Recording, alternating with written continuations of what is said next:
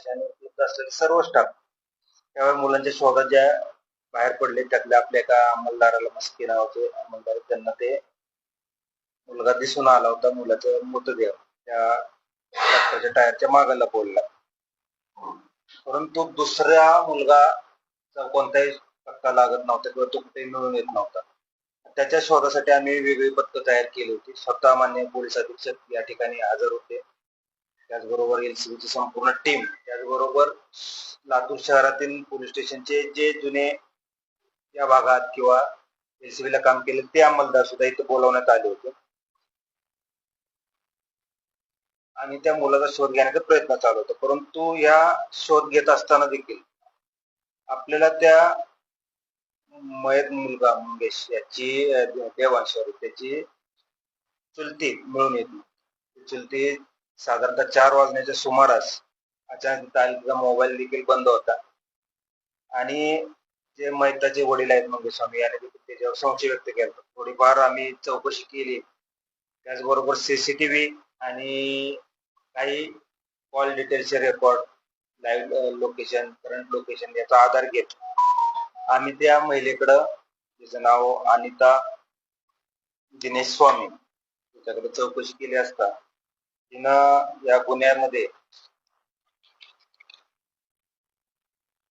तिच्या धीराचा मुलगा त्याच्या खुनाचा बनाव खून करून तसेच स्वतःच्या मुलाचा, दोन्ही मुलं अपहरण झालेलं असा बनाव केलेला होता आणि त्याचा बनावाचा आरोप तिला 2 ते 2.5 वर्षापूर्वी त्यांची एक तक्रार इथं झाली होती. एका महिलेवर द्यायचा होता, ज्या महिलेसोबत तिच्या नवऱ्याचे अनैतिक संबंध आहेत असा आणि त्याच्यावरून त्यांच्या घरात वाद होते असा तिचा प्रयत्न होता.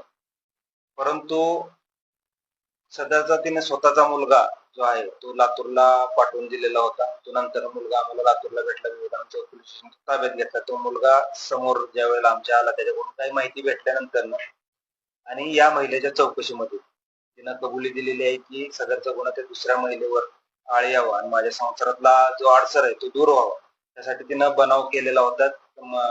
मुलाचा खून करून स्वतःच्या मुलाला बेपत्ता करून अपहरण आणि खून हे दोन्ही प्रकरण तिच्या नावावर ढकलायचे होते. तपासात आतापर्यंत आपल्या निष्पन्न झालेलं आहे आणि तुम्हाला सांगितल्याप्रमाणे आज कोर्टात आरोपीला हजर केले. त्या आरोपीला दिनांक 24 तारखेपर्यंत आपल्याला PCR भेटलेले. संदर्भात आपले काही प्रश्न असतील तर कृपया विचारावे. आता जस्ट तुम्हाला सांगितलं, काल ज्या पद्धतीने आम्हाला वाटत होतं की चौकशीत आणखी काही निष्पन्न होईल, परंतु आज आता आम्ही PCR घेतलं सुद्धा आम्हाला 24 तारखेपर्यंत PCR भेटलेलं.